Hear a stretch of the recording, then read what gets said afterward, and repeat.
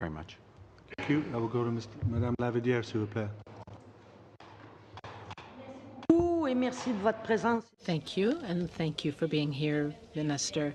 If I may, I will go fairly quickly because I have 12 questions I'd like to ask. I know I can't get through them all, but I would like to go quickly, and I don't want to be impolite.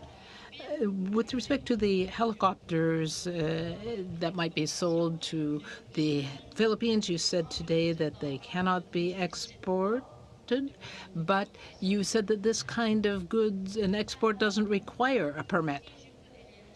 If I may, I would like to thank you personally for your work at the outset on this issue of export of controlled goods, and we have certainly listened carefully to what you've had to say, and we have been able to use the amendments that you spoke of. So thank you for your great contribution in this area. Now, with respect to the Philippines, my responsibility is for export permits. As I said yesterday and again today, we have received no request for such a permit. But as I said today and yesterday, human rights are very important. And if there is a request for an export permit, we are perfectly prepared to carry out a rigorous analysis, and a permit will be issued only after a rigorous assessment. With respect to the ICC's activities and the Philippines, I know you're concerned about this, and this is an important step. Thank you, Minister. But the problem is that you will not receive an export permit request because under the current system, these are agreements that are negotiated through the CCC.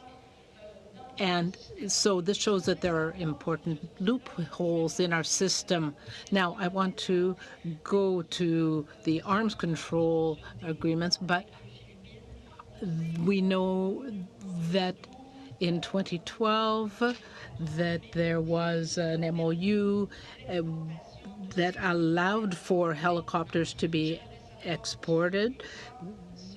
So I want to know by whom and how this was done.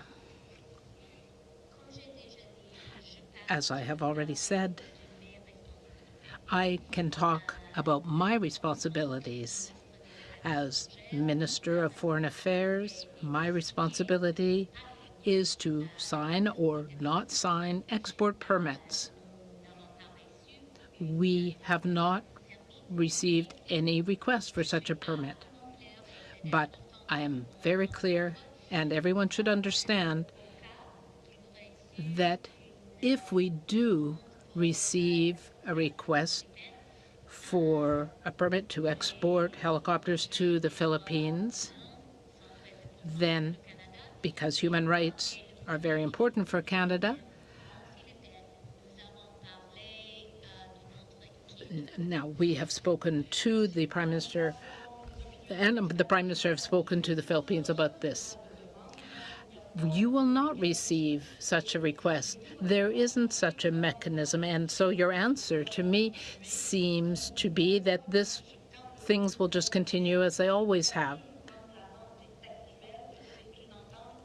Therefore, I assume that this was a sale that was signed by the government, your government, the Liberal government.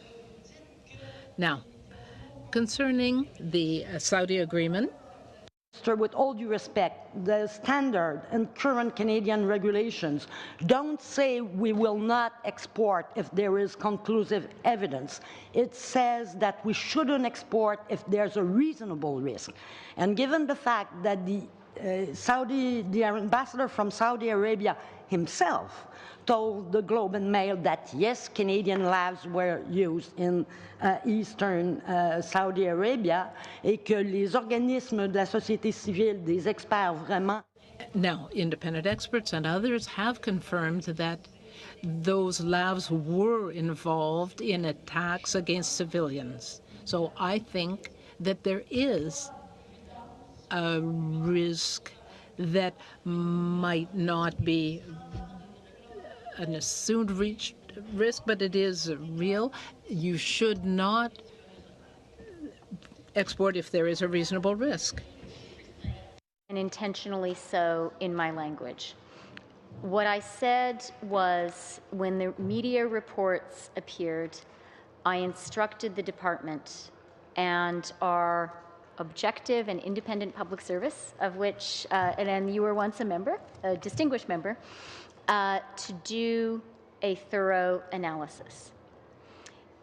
The report which I received from our public service was that there was no conclusive evidence of the use of Canadian weapons in the commission of human rights violations.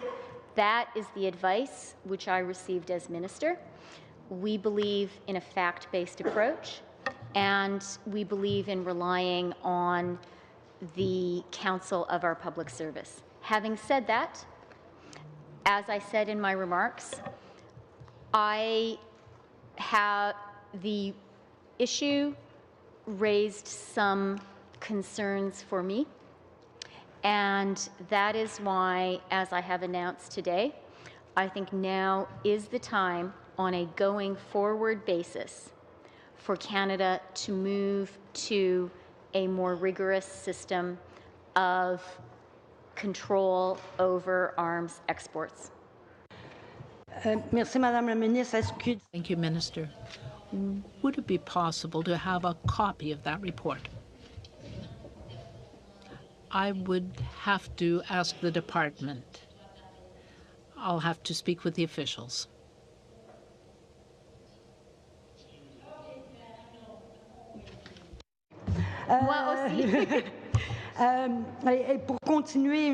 To continue, I have one last question on arms exports. Bill C-47, the implementation of the arms trade treaty. I hope that there will be criteria in the bill. I see that is the case, and that is a good change, but all of the experts we've heard from indicated that this does not meet either the spirit or the wording of the arms trade treaty. The bill does not at all address the role of the Canada Commercial Corporation and others, and in the case of the helicopters for the Philippines, we know that CCC and EDC are important players. President Trump has announced that he would relax the arms export rules for exports to certain countries that have dubious human rights records. We know that Canadian parts have moved through the United States to Nigeria, for example. There are other issues with the bill, the role of the Canadian Commercial Corporation, and the role of the United States with respect to our exports. There are a lot of issues that I agree with you on, but not entirely with this one. The additions and changes that I announced today are a great improvement. I believe also that the fact that our government has decided to join this treaty is a very important step for Canada. And this is a substantial improvement in our regulations concerning exports. Now, concerning our ties with the United States in the area of military activities. We know that the United States and Canada are important strategic allies. And our relationship is very important both for Canada and for the United States. We are allies. We share a border, and we are allies in NATO. I have to wind up, Bob, saying thank you, Minister, and thank you, Ms. Laverdière.